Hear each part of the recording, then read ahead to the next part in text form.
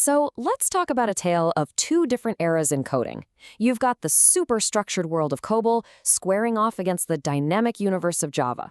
But this story isn't just about code. It's about a huge, real-world project that answers a question we all face, right? When the tools change, do the experts just fade away? Let's dive in and find out. Whoa, can a simple change in programming language really make people this anxious? I mean, that was a real thought from someone right there in the middle of it. A single announcement sent this huge wave of fear through a team of really seasoned professionals. And that right there is where our story kicks off. Okay, so picture this. You're 6 years into your career. You're working at a major financial company. You're good at what you do. You're a pro. Then, out of nowhere, bam, a massive system transformation is announced. The very core of the company's operations, it's about to get rebuilt from scratch. And listen, this wasn't some little side hustle project. We are talking about over 200 engineers, all pointed at one single monumental task. The stakes were just incredibly high. But the mood in the room wasn't excitement. Nope. It was just pure anxiety. So here's the kicker. For years, this entire team, their entire careers, their expertise was all built on one thing, COBOL. And now they're being told to switch everything to Java.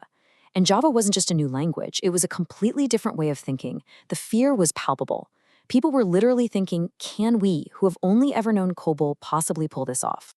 To really get why this was so terrifying for them, we have to understand the world they came from. It wasn't just a programming language for them, It was a discipline, almost like a religion of design, all centered around COBOL. And this really shows you the clash of philosophies. With COBOL, everything is procedural. You build step by step, from top to bottom. The whole business process is hard-coded in a strict sequence. Design is absolute king. But with Java, it's object-oriented. You're building with these reusable parts, creating a flexible structure that gives you a ton of freedom. One is super rigid and predictable, the other is dynamic and modular. Total opposites. So, the crucial thing to understand is, this was never about just learning some new syntax. For these engineers who were raised in this super disciplined world, all the freedom and flexibility of Java, well, it didn't feel like a gift. It felt like absolute chaos. It's like being an architect who only ever builds with perfectly cut stones, and then someone hands you a bunch of clay and says, go build. Have you ever felt that way? That feeling of being a total expert in something, only to watch the world just shift right under your feet? If that feels familiar at all, do me a favor and hit that like button and subscribe for more stories just like this one. But here's where the story takes a really interesting turn. As the project actually got underway, that crippling fear of the unknown, it started to morph into something nobody expected. Java brought what the team started calling a release from constraints. All of a sudden, systems could be built from modular, reusable parts. The whole architecture wasn't this rigid top-to-bottom mandate anymore. And maybe the biggest deal of all, the incredibly tedious, line-by-line memory management that COBOL required, it was just gone. The language handled it for them. This was an absolute game changer.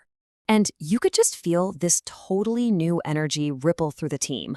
The designers, the programmers, everyone, they started adapting, and they did it so much more smoothly and quickly than anyone, especially themselves, ever thought they could.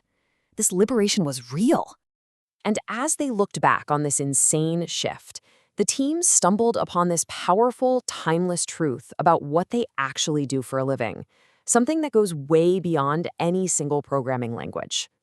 It all boiled down to this one simple but incredibly profound realization.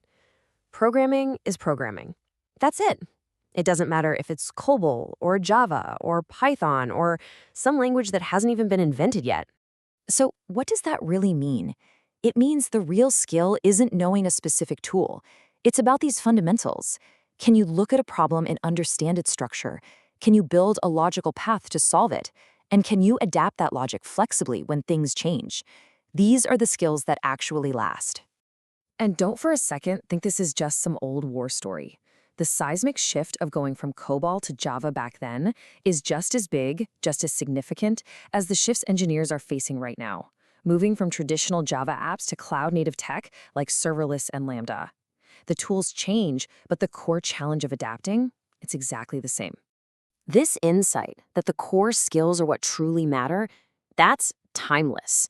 If you want more explainers like this that cut through the day-to-day noise to find these lasting lessons, make sure you're subscribed. And hey, drop a comment below and let me know your thoughts on this. So, what's the final verdict? What did this massive 200-person project ultimately prove about evolution in our industry? Well, it gives us a pretty clear answer to our first question. You either adapt or you become a relic of the past. You see, the real victory here wasn't just that they successfully moved a system from one language to another. No, the true win was that this project proved that people can and do evolve. The COBOL craftsmen didn't go extinct. They evolved into Java engineers. So the takeaways for all of us today are crystal clear. For you as an individual, it means you've got to focus on your adaptability, on your logic, not just on one fixed tool. And for companies, the smartest bet you can make is to invest in people who get the fundamentals. Because the tools, they are always going to change. So I'll leave you with this to chew on. Your tools, whatever they are today, are guaranteed to change. It's not an if, it's a when. So where does your real value come from? Is it in mastering the tool that's popular right now? Or is it in your fundamental ability to evolve to the next one?